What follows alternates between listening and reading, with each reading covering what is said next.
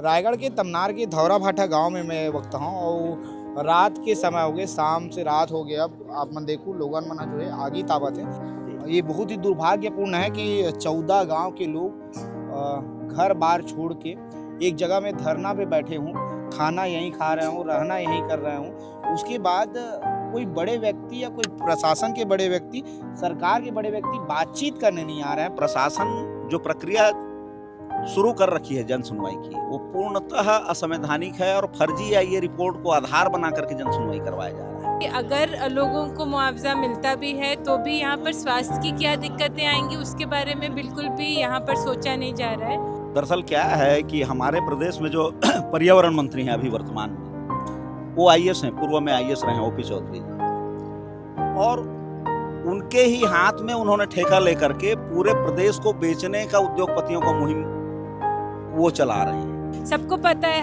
दमा, टीबी ये सब तो बढ़ता है, पर किसी ने ये नहीं सोचा था कि हार्ट की बीमारी और हाइपरटेंशन भी माइनिंग से जुड़ा हुआ है, जो अपने यहाँ पर काफी ज्यादा है। और हमारे जो मुख्यमंत्री हैं आदिवासी होने के नाते से उनको कानून का समझ नहीं है, संविधान का समझ नहीं है। वो संविधान नहीं पढ़े हैं, मैं दावा करता हूँ। अगर संविधान का समझ होता तो आदिवासियों के ऊपर पूरे छत्तीसगढ़ में ऐसे अत्याचार नहीं होता। एनजीटी ने भी शिवपाल भगत केस में ये बोला था कि ये जगह इतनी पल्यूट हो चुकी है कि अभी यहाँ पर कोई भी माइन, अगर कोई भी एक्सटेंशन करते हैं, कोई नया माइन खोलते हैं तो उसको आपको बहुत सोच समझ के करना चाहिए, पर ऐसी सोच समझ यहाँ दिख नहीं रही है। छत्तीसगढ़ जो है, रायगढ़ जिला और कोरबा जो है वो रेड जोन में है। हम प्रदूषण की सीमा को हम पार कर चुके हैं। रायगढ़ के तमनार के धौरा भाटा गांव में मैं वक्त हूँ और रात के समय हो गए, शाम से रात हो गया। अब आप मन देखो लोगन मना जो है आगी ताबत है अलग अलग जगह में। ये तस्वीर मैं दिखाता हूँ। एक आंदोलनकारी है राधे श्याम जी, ओकर से ही बातचीत करबो न मना। वो बैठे भैया बैठ जाओ, मैं आती हूँ। भैया बैठ जाओ। हाँ हाँ, आप भी बैठिए बैठिए बैठिए बैठिए। आप ठंडी बहुत है यहाँ। हाँ ठीक है, जंगल क्षेत्र है तो ठंडी तो रहेगी। ऐसा कब से हो गया आप बैठे यहाँ? मैं कल रात से बैठा हूँ यहाँ। कल रात से बैठे हैं। हाँ। क्या लग रहा है इस बार क्या होगा? अब जनता की जो एकता है यहाँ इस क्षेत्र में, 14 गांवों के लोग जो एकत्रित हुए हैं और अपने संवैधानिक अधिकारों के लिए लड़ रहे हैं, इनकी जीत होगी। ऐसे कई बार हुआ है, हमने तमनार का भी वीडियो दिखाया है इससे पहले। लोग आंदोलन करते हैं, लोग मांग करते हैं, लेकिन उसके बाद भी ज्यादती होती है, नियम का उल्लंघन होता है, जंगल काट लिए जाते हैं। क्या है कि सरकारें जो है ना, उनको उद्योगपति चला रहे हैं। हम जो जनप्रतिनिधि चुन रहे हैं उनकी जवाबदेही जो है वो उद्योगपतियों के लिए है, जनता के लिए नहीं है। ये सबसे बड़ा दुर्भाग्य है।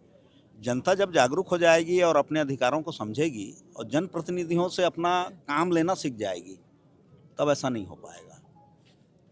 और लगता है कि तमनार क्षेत्र में बड़ी जागृति आई है और पूरे प्रदेश में आदिवासी अंचल में लोग लड़ रहे हैं अपने अधिकारों के लिए।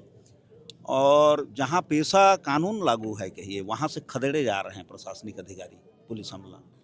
जी 14 गांव के लोग, तीसरा दिन है मुझे लगता है। जी। और तीसरा दिन होने के बाद भी बीजेपी के कोई बड़े नेता मुझे नहीं लगता यहाँ पहुँचे हैं बातचीत करने के लिए लोगों से। आपको लग रहा है कोई बातचीत करने आए हैं, कोई बड़े वरिष्ठ नेता या प्रशासन के कोई बड़े अधिकारी अमले? अभी प्रशासनिक पहल नहीं हुआ है कि ये वार्ता के लिए, जबकि वार्ता होनी चाहिए। जनता और प्रशासन के बीच में वार्ता होनी चाहिए। और प्रशासन जो प्रक्रिया शुरू कर रखी है जन सुनवाई की, वो पूर्णतः असंवैधानिक है और फर्जी या ये रिपोर्ट को आधार बना करके जन सुनवाई करवाया जा रहा है। उड़ीसा सीमा लगा हुआ है यहाँ से, वो चिन्हांकित नहीं है। टोपोसिट के नक्शा जो हैं और वहाँ के जो लगभग 2 दर्जन गांव हैं वो वंचित हैं इसकी जानकारी से, जबकि उनको EIA रिपोर्ट उपलब्ध होना था। 10 किलोमीटर परिक्षेत्र जो अध्ययन क्षेत्र होता है, वहाँ की जनता को सारी जानकारी मुहैया करवाना वो शासन प्रशासन की जवाबदेही है। अब राज्य की सीमा जहाँ लगती है वहाँ जिला प्रशासन को जन सुनवाई करवाने का अधिकार नहीं है। जो प्रावधान बने हुए हैं, संविधान सम्मत हैं, उसको फिर केंद्र सरकार की कमेटी ही करवा सकती है। तो ये जन सुनवाई ही अनलीगल थोपा गया है, फर्जी EIA रिपोर्ट है। इस कंपनी के खिलाफ में आपराधिक प्रकरण दर्ज होना चाहिए 420 का, फर्जी आंकड़ों से EIA रिपोर्ट तैयार करने का, उसे प्रचलन में लाने का, और तत्काल उनकी गिरफ्तारी होनी चाहिए। लेकिन हकीकत में ये बहुत ही दुर्भाग्यपूर्ण है कि 14 गांव के लोग घर बार छोड़ के एक जगह में धरना पे बैठे हूँ, खाना यहीं खा रहे हूँ, रहना यहीं कर रहे हूँ, उसके बाद कोई बड़े व्यक्ति या कोई प्रशासन के बड़े व्यक्ति, सरकार के बड़े व्यक्ति बातचीत करने नहीं आ रहे हैं, पहल नहीं कर रहे हैं। ये हमारे देश का, हमारे राज्य का और रायगढ़ का भी दुर्भाग्य ही ये कहा जाएगा। ये तो जी जी जी। क्या लग रहा है सर, क्योंकि आप आंदोलन करते रहते हैं और ये पहली बार नहीं है, ऐसे आंदोलन आपने कई देखे हैं। जी जी। दरअसल क्या है कि हमारे प्रदेश में जो पर्यावरण मंत्री हैं अभी वर्तमान में, वो आईएएस हैं, पूर्व में आईएएस रहे हैं ओपी चौधरी जी, और उनके ही हाथ में उन्होंने ठेका लेकर के पूरे प्रदेश को बेचने का उद्योगपतियों का मुहिम वो चला रहे हैं। तो एक प्रकार से वो उद्योगपतियों के लिए काम कर रहे हैं, उनके पिट्ठू हैं, पालतू हैं, और ये दुर्भाग्यपूर्ण है कि ये, और हमारे जो मुख्यमंत्री हैं आदिवासी होने के नाते से उनको कानून का समझ नहीं है, संविधान का समझ नहीं है, वो संविधान नहीं पढ़े हैं, मैं दावा करता हूँ। अगर संविधान का समझ होता तो आदिवासियों के ऊपर पूरे छत्तीसगढ़ में ऐसे अत्याचार नहीं होता। पूरा देखिए सरगुजा क्षेत्र में देख लीजिए, ऐसे ही जंगल उजड़ रहे हैं, कानून का कहीं भी पालन नहीं हो रहा है। तो संविधान सर्वोपरि है, कानून सर्वोपरि है, और जनता को इसका मुंहतोड़ जवाब देना चाहिए। और जिस ढंग से जनता यहाँ संगठित है, निश्चित रूप से ये सत्य की लड़ाई है और इस लड़ाई में इनकी जीत होगी, ये मेरे को विश्वास है। कल का जनसुनवाई रद्द कर दिया जाएगा लग रहा है? अगर जनता इसी ढंग से शांतिपूर्वक अपने अधिकारों के लिए लड़ती रहेगी तो प्रशासन के पास कोई और रास्ता नहीं है। यहाँ कितना नुकसान होगा? लोगों से बातचीत हुई होगी आपकी, लोगों ने आपको बताया होगा इस क्षेत्र को कितना नुकसान होगा, क्योंकि यहाँ पहले से भी काफ़ी सारे कोल माइंस हैं। ये नुकसान को बोलेंगे तो सबसे बड़ा है जीवन का नुकसान। छत्तीसगढ़ जो है, रायगढ़ जिला और कोरबा जो है वो रेड जोन में है। हम प्रदूषण की सीमा को हम पार कर चुके हैं। अब यहाँ कोई भी उद्योग नहीं लगना चाहिए, और कोयला जरूरी है ऊर्जा के लिए, ऐसा नहीं है। ऊर्जा के बहुत सारे विकल्प हैं, उसके लिए शासन प्रशासन को, सरकारें को सोचना चाहिए, योजना बनाना चाहिए। और माननीय उच्चतम न्यायालय का ये एक जजमेंट है कि जिसकी भूमि और खनिज उसके नीचे में जो निकलता है उसका अधिकार उस भूमि स्वामी का होगा, किसी राज्य सरकार का, केंद्र सरकार का और किसी उद्योगपति का नहीं हो सकता। तो ये तो मालिक हैं कहिए कोयले के। अगर ये चाहें इस क्षेत्र के ग्रामीण तो सहकारी समिति बनाएं, कोयला निकालें और ऊर्जा उत्पादन करें, जो भी उसका उपयोग करना चाहते हैं वो कर सकते हैं। ये खुद करोड़पति अरबपति बन सकते हैं कहिए। और ये ज़मीन अगर दे दिए तो पैसा इनसे संभाला नहीं जाएगा, बहुत कम कीमत में ज़मीन ली जा रही है। अगर देश एक है तो पंजाब हरियाणा की ज़मीनों की कीमत 5 से 10 करोड़ है। यहाँ की जनता को ललचाने के लिए अभी 60 लाख, 65 लाख, 75 लाख तक ये लोग डिक्लेयर किए हैं कि ये वो उचित नहीं है। एक देश है तो मुआवजा जो है वो सबको मिलना चाहिए, बराबर मिलना चाहिए। जैसे जब तक ग्रामीण बैठे रहेंगे आप भी तब तक साथ बैठेंगे? मैं तो साथ देने वाला हूँ, मैं कोई नेता नहीं हूँ कहिए। ये जब तक लड़ते रहेंगे तब तक मैं रहूँगा। तब तक ऐसे ही रहा? हाँ जी जी। ठीक है, स्वास्थ्य का भी ख्याल रखिए आप। हाँ चलिए, अब इस बुढ़ापे में क्या है, ये जागृति आ गई है, उसी में संतोष है कहिए। एक दिन तो सबको जाना है। ठीक है। तो देखिए ये लोगों में आक्रोश जो है वो साफ आपको दिखाई देगा। लोग खूब आक्रोश हैं, आग के सामने ऐसे बैठे हुए हैं। और भी जो लोग हैं हम कोशिश कर रहे हैं उन लोगों से ही बातचीत करें। दीदी आप यहाँ आई हुई हैं, कब से बैठी हैं यहाँ पे समर्थन में? मैं तो परसों से जब लोग यहाँ पर जमा हुए थे तब भी आई थी। परसों मतलब 5 तारीख को, जब शुरुआत के दिन? हाँ, 5 को शुरुआत से लोग ये चाह रहे थे कि यहाँ पर जन सुनवाई ना हो, तो इसलिए जब से लोग बैठे हैं तब से हम लोग उनका सपोर्ट कर रहे हैं। और हमको भी लगता है कि मैं पिछले 15 सालों से यहाँ पर पर्यावरण और स्वास्थ्य के मुद्दों को, महिलाओं के मुद्दों के ऊपर काम कर रही हूँ। और मुझे भी ये लगता है कि जो लोगों की मांगे हैं वो जायज़ हैं, और वो अपनी जल जंगल ज़मीन नहीं देना चाहते तो सरकार को सुनना चाहिए। ये एक पेशा क्षेत्र है तो यहाँ पर पेशा एक्ट का पालन होना चाहिए।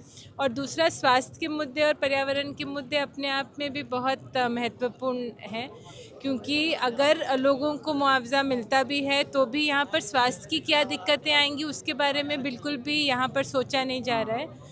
एनजीटी ने, आईसीएमआर की रिपोर्ट ने, नीरी जैसे संस्थाओं की रिपोर्ट ने, सबने ये बोला है कि यहाँ पर प्रदूषण बहुत बड़ी मात्रा में है।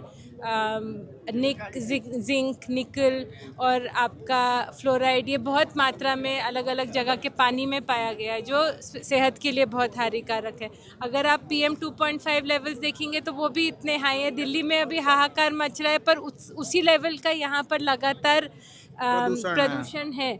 और अब एक नई माइन आएगी तो वो प्रदूषण और कितना बढ़ेगा। यहाँ बड़ी बात यह है कि राजधानी में जब कोई चीज़ें घटती है तो उसको देश देखता है, लेकिन जब हमारे छत्तीसगढ़ जैसे और छत्तीसगढ़ के रायगढ़ जैसे कोई गांव में इतना बड़ा आंदोलन हो तो इसको हमारा दुर्भाग्य है कि इसको देश नहीं देख पाता है। और हमारा दुर्भाग्य ये भी है कि हमारे देश के, हमारे प्रदेश की मीडिया संस्थानें उसको दिखाती नहीं। बहुत कम मीडिया संस्थानें होती है कि यहाँ 1400 गांव के ग्रामीण यहाँ बैठकर आंदोलन कर रहे हैं, प्रदर्शन कर रहे हैं, अपनी मांगों के लिए लड़ रहे हैं, जल जंगल ज़मीन बचाने के लिए लड़ रहे हैं, लेकिन उसको दिखा नहीं पा रहे हैं, देश देख नहीं पा रहा है। ये भी हमारे दुर्भाग्य की बात है। ये सही है। और यहाँ के लोग जिस तरीके से लड़ रहे हैं, मतलब ज़मीन पे भी लड़ रहे हैं, आप देख रहे हैं किस तादाद पे यहाँ पर है।